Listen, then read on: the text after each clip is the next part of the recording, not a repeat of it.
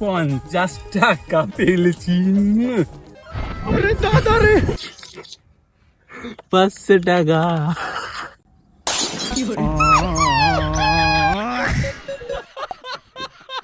Hello সোনা, makeup বক্সটা চাইছিলে না, আজকে তোমায় কিনে দেবো। হ্যাঁ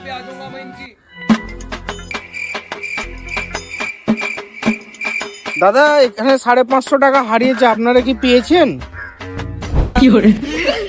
হ্যাঁ দাদা, আমি 50 টাকা পেয়েছি, ও 500 টাকা পেয়েছে। ধন্যবাদ দাদা, ধন্যবাদ।